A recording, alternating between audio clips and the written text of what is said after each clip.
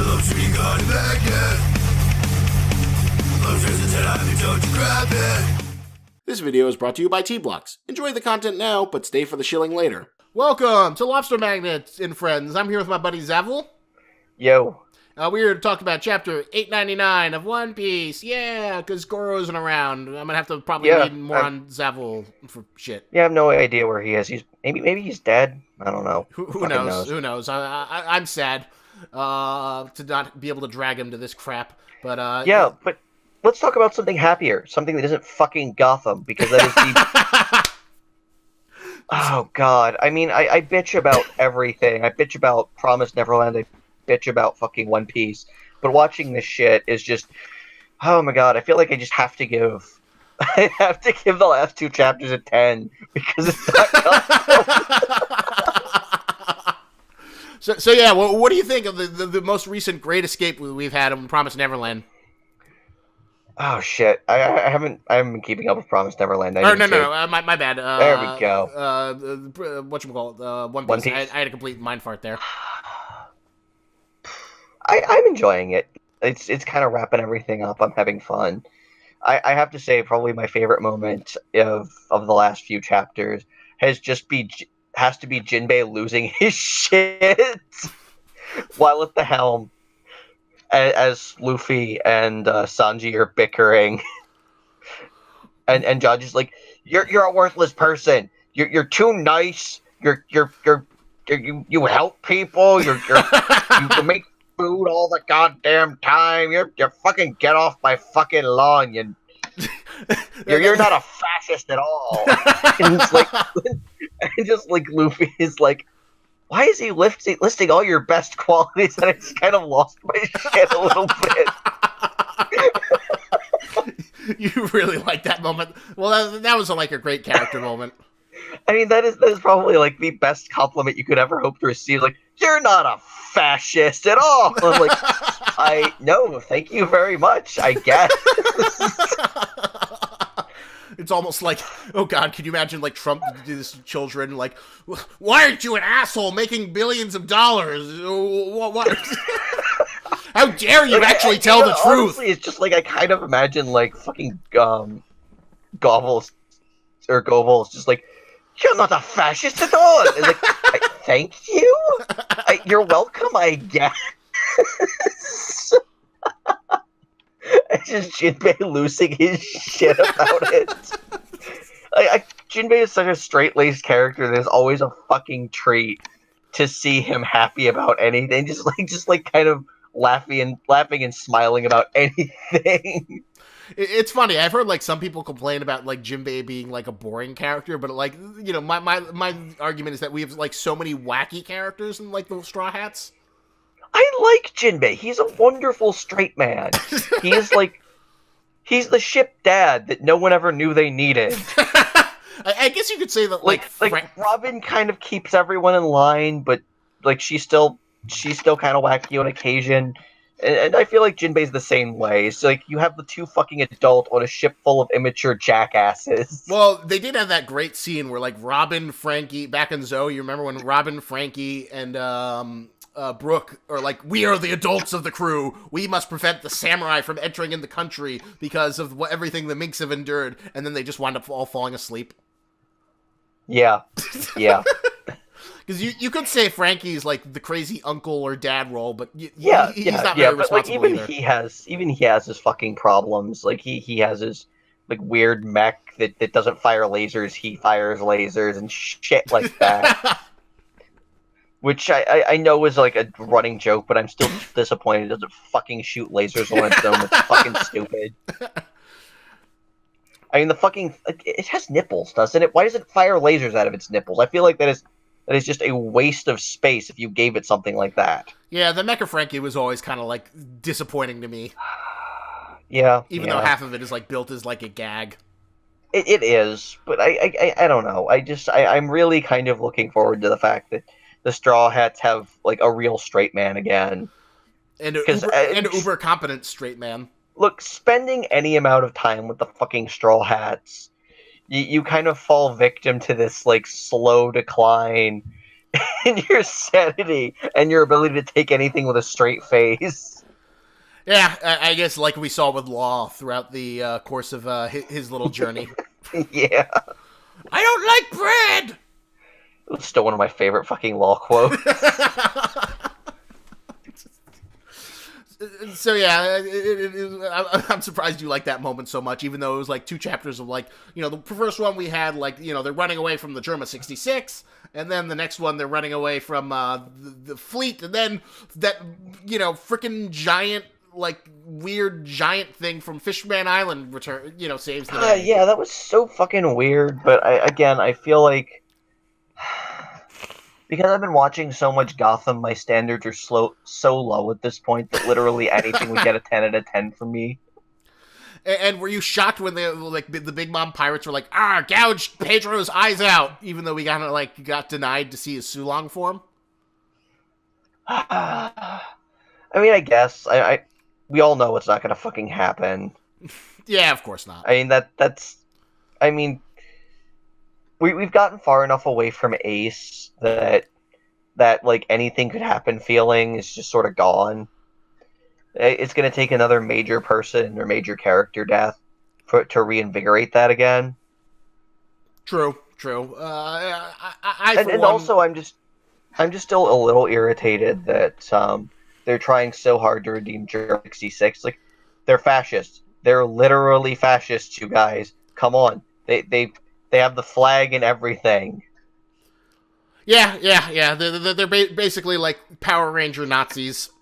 Like, they're bad people. You spent so much time building up the fact that they're just bad people who have been genetically engineered not to have emotions or feel compassion for other people.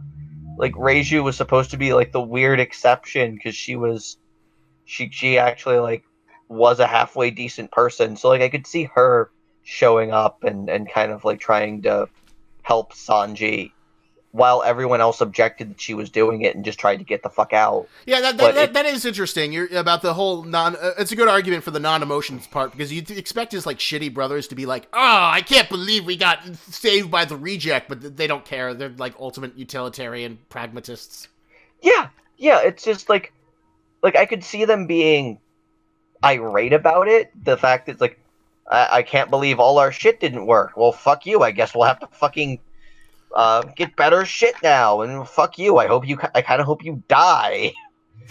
But just ultimately, just kind of like not looking the fucking gift horse in the mouth and just running for it like a motherfucker and vowing revenge and something. But I did not expect them to actually just randomly show up and like have a sense of gratitude, or I guess wounded pride. I feel like it's more wounded pride that they weren't able to handle their shit, and they're trying to prove their competence in the face of what is essentially the reject, and they're trying to show him that they're so much better than him. But well, a little bit, but like Judge is the only one who has wounded pride. Like we've seen that like his 3 siblings, with the exception of Reiju, oh, we're gonna die. I guess we lost. We don't care. Oh, we're gonna save Sanji. We don't care. Yeah, why? I mean, like, the big I'm thing. also just surprised that the brothers aren't just like, we're gonna save Sanji. That is the stupidest thing you've said today. We're leaving. Yeah, that's honestly what I kind of expected, is like Judge being like, we have to show them that we're still better than him. We're the Germa 66. We're not gonna be saved by some pissant piece of shit that they couldn't even hold to our standards. And like the 3 brothers being like, that is the dumbest thing you've said today. He kicked me so hard that half my face caved in. We're leaving, and if you try to stop us, we'll kill you. That's the one thing I wish Oda had figured out a way to do. I really wanted to see a scene where like Sanji single-handedly kicks the ass out of all 3 of his brothers and Judge, just to show how superior he was. And then we talked about this in like private messages, but where do you think the Germa 66 falls on the tier of like One Piece power levels? Because the general rule of thumb is that like people who have to use outside things for their strength are definitely lower on the pantheon of like super strength people and fruit people. I don't know. I still think we're going to eventually run into people who use outside tools that are just as powerful. Like, once we kind of hit um, like Vegapunk's or Vegapunk's actual like equipment and shit. Maybe then we'll kind of hit that point. But I feel like they're about Straw Hat's level before the time skip. You think? I don't know. I almost feel like that's like too generous. But like, there's two arguments. There's the fact that like, oh, with their raid suits, they were able to hold up against Big Mom, which is impressive. But obviously, they didn't win. Yeah. But I mean, even Sanji was able to like kick their face in with their raid suits on. Yeah. Which so again, that's why I'm like, I feel like to be considered that kind of threat and to survive in the new world, they have to be at least Straw Hat level before the time skip, or maybe a little stronger. But considering how overpowered the Straw Hats are, I mean that's not exactly a huge power boost for them, and I feel like that's not like giving them too much, because I mean, hell, the Straw Hats had problems killing a pacifista. Yeah. I guess maybe that's the good parameter. They're like a little bit weaker than a pacifista. Yeah, I mean, they rely a lot on their equipment, a lot on their expendable shit mooks. Yeah, and they talk about, like, the mooks are expendable, and let's not forget about the fact that they keep on talking about, oh my god, they have iron skin that can, like, reduce bullets, but it's like, fuck that, Zoro can, like, bounce off bullets at this point. How is that special? Yeah, I mean, we haven't seen any indication they use hockey. Yeah, that is true. Which, again, I feel like is the major differentiation between pre- and post-time skip, is the ability to use hockey. True, in terms of, like, main combat fighters. For some reason, I feel like Judge used it on his spear, but I might be wrong. Oh, God, you might be right, but I haven't seen that out of any of the kids. None of the kids have used it as far as they all just rely on their... And there's still part of me that's like, man, I wish they gave Sanji a raid suit as like a power-up. God, that would be amazing if they just gave him like a specially tailored raid suit that looked like a fucking double-breasted suit. That would be badass. Yeah, that would be amazing. And it would be a fun little power-up for him to like leave Totland with. Yeah, that would be cool. But I don't feel like he's gonna get it as much as I'd like it, because his entire shtick was, look how much cooler I am, even though I was the weakling. I could beat the shit out of you without a raid suit, without any kind of special equipment. I could just kick the shit out of you. Yeah, that is true. Like I like Nami's power up out of this arc. Oh yeah, I always found that funny that like Usopp like we don't know if Zeus is permanent though. Are you talking about Zeus or like the new climate attack? I hope Zeus is permanent. I do too, because that would be an amazing power up. I mean, I feel like I'm honestly curious if Big Mom is still gonna be a big player, because she wrecked a lot of her own shit. It would be fucking hysterical because she's all kinds of fucked up, if she ate this cake and had like such a weird orgasmic reaction to it. She had a heart attack and died, because she's older than Whitebeard at this point. How much of this shit can she take?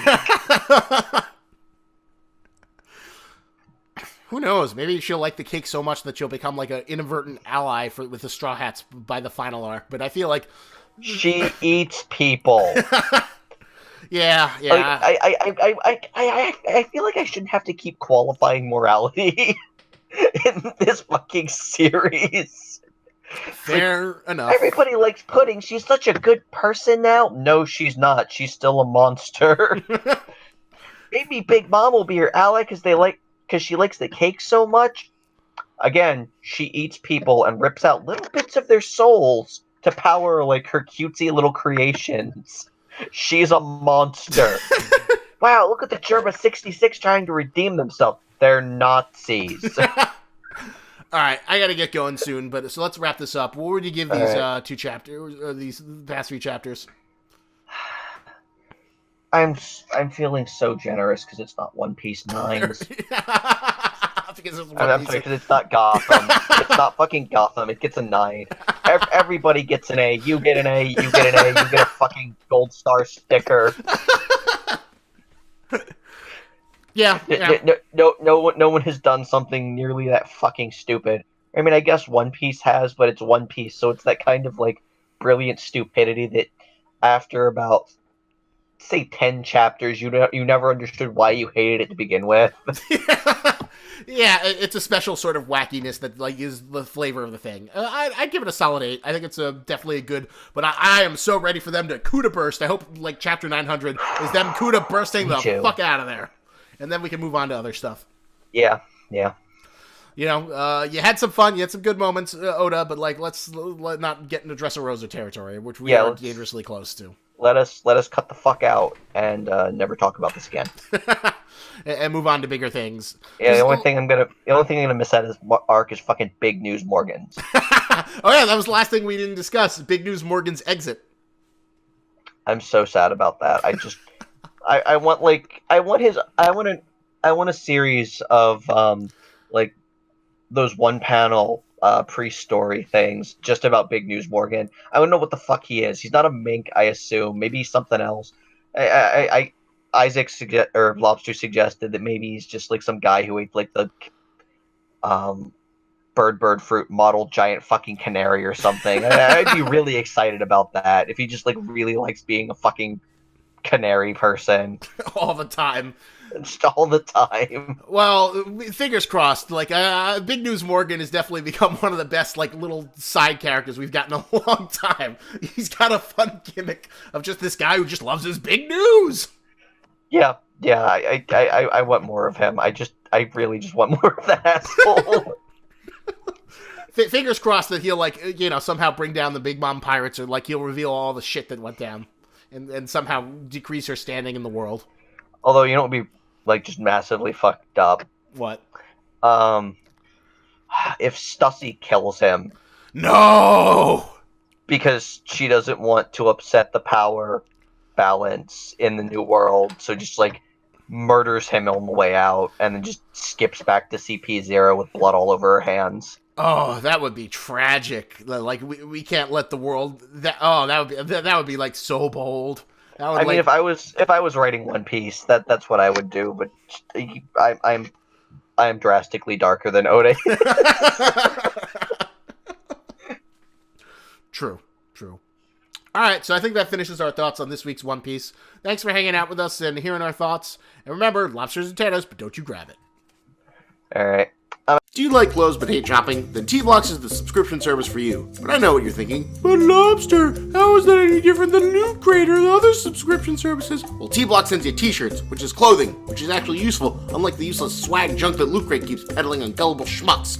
And this isn't just knockoff brand crap. T-Blocks hooks you up with licensed shirts for all the stuff you love, because you need clothes. How else are you going to keep your puny human man flesh protected from the elements? T-shirts are useful for any occasion. Wear them, give them to friends, give them to enemies, knit them together, make a quilt. T-shirts are life. And you know the best part? It'll only cost you $6.99. That's right, you can get 12 shirts sent to you for once a month for only $6.99. And you know what? If ultra cheap licensed goods are too basic for you, then there's also the Community T-Block set, which features original designs from the best up-and-coming artists, so you can keep that hipster street cred. But I'm here to save you even more money! Use the code LOBSTERTBX at checkout, and you'll save 10% on any order. Be a t-shirt wearing god amongst mortals. Use the power of the most expensive seafood to get you the cheapest t-shirts now! Lobsters made